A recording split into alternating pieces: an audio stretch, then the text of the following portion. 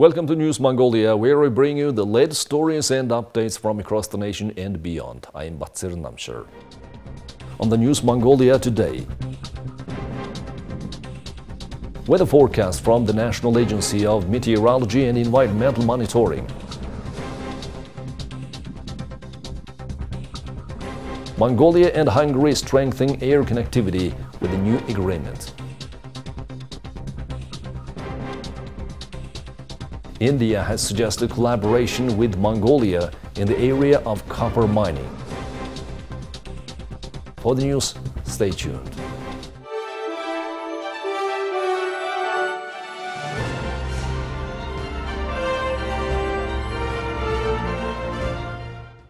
The National Agency of Meteorology and Environmental Monitoring has provided a detailed forecast for the upcoming weeks.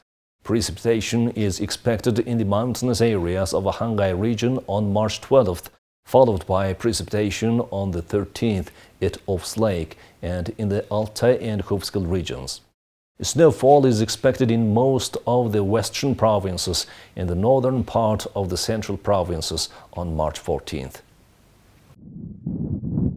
The forecast continues with precipitation on March 15th in most of the western and central provinces and the western part of the Gobi provinces. On March 16th, the eastern provinces will experience snowfall along with some parts of the Gobi provinces. The mountainous areas of Khinti, Khirtlang, Onang, and Ult can expect precipitation on March 17th. Snow and blizzards are expected in the Khalkh River Valley and some parts of the central and eastern provinces on March 19th and most parts of the eastern provinces on March 20th.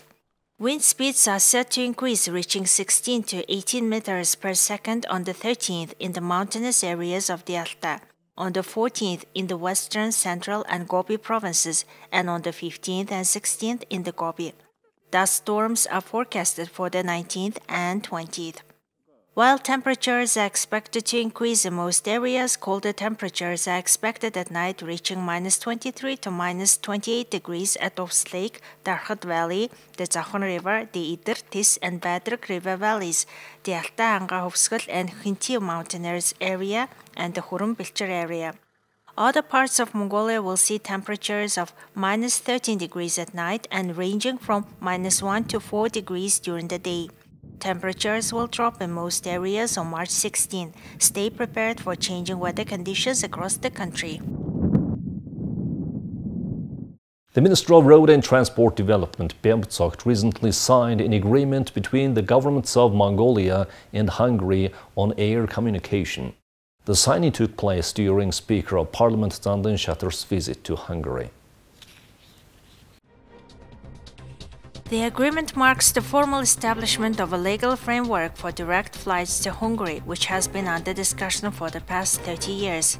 This development opens up new possibilities for the aviation industry, airlines, tourism, and business. Direct flights would enhance convenience for the more than 30,000 Mongolian citizens living and working in Hungary and other Eastern European countries, giving them the option to travel directly to Mongolia without multi-country layovers. Direct flights would also benefit other passengers traveling from Mongolia to European Union destinations. Travel time and costs would be reduced by eliminating the need to connect through Frankfurt or Istanbul. The agreement with Hungary signifies another step forward for Mongolian air transport, bringing the number of countries with such agreements in place to 44. An increased number of international direct flights will benefit travelers and businesses. The Vice Minister of Mining and Heavy Industry, Oyang, met with the Secretary of the Ministry of Mining of India, Kanta Rao. During their meeting, it was emphasized that India's copper smelting industries are heavily dependent on imports of copper concentrate. India expressed interest in collaborating with the Mongolian government to ensure a stable supply of copper concentrate for its smelters. This cooperation presents an opportunity to strengthen economic relations between the two countries. The primary copper reserves of India are concentrated within the state-owned Hindustan Copper Mining Company, which also operates its copper smelter. Additionally, there exists a multitude of private copper smelting facilities. Notably, private industries predominantly acquire their copper concentrate from various African nations. In light of our upcoming trading of copper concentrate on our mining exchange in Mongolia, we have invited our Indian counterparts to partake in an internal meeting scheduled for March 18th, either online or in person. Their keen interest in participation is evident. During our discussions, we provided insights into the functioning of the exchange and clarified the precise locations for the delivery of our commercial copper concentrate. Moreover, there was a proposal to collaborate on exploring lithium resources in Mongolia.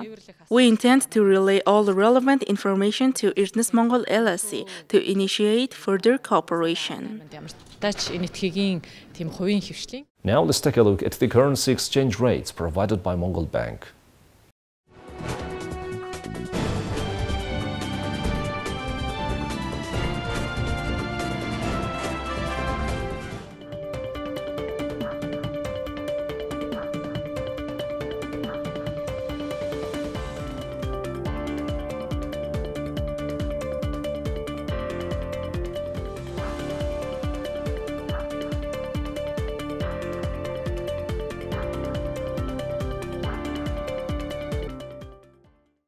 Now let's take a look at international news from our partner agencies.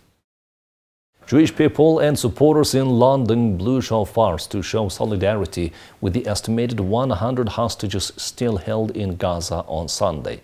English actor Maureen Lipman and TV personality Vanessa Feltz were among participants who blew the traditional ram's horn trumpets for 1.55 minutes to mark the 155 days of the captivity at a synagogue in North London. Nearly 5 months into the Israel-Hamas war, they remain hopeful that the remaining hostages will be released, but are growing increasingly desperate for a resolution. After defeats and starts of multiple rounds of negotiations, they fret that both Israelis and the world are losing interest in their struggle.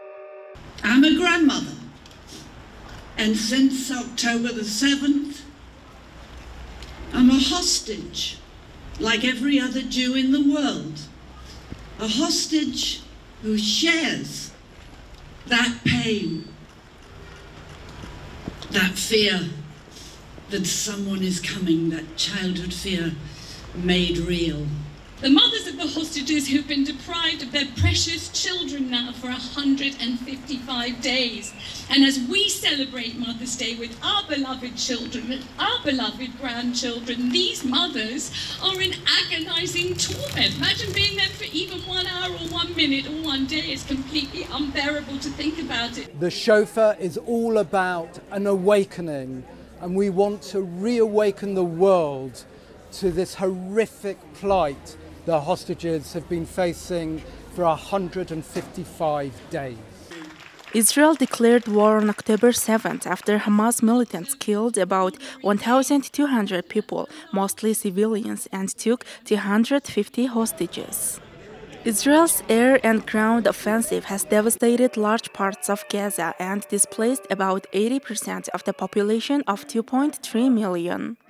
Hamas has refused to release all of the estimated 100 hostages it holds, and the remains of around 30 more unless Israel ends its offensive, withdraws from Gaza, and releases a large number of Palestinian prisoners, including senior militants serving life sentences.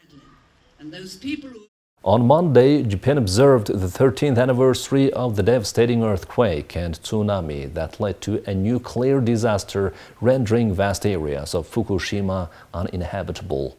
The day was marked by a minute of silence and commemorative activities, during which officials reiterated their commitment to the reconstruction of the region. On March 11, 2011, a quake of magnitude 9.0 and subsequent tsunami devastated much of Japan's northeastern shoreline, claiming around 20,000 lives.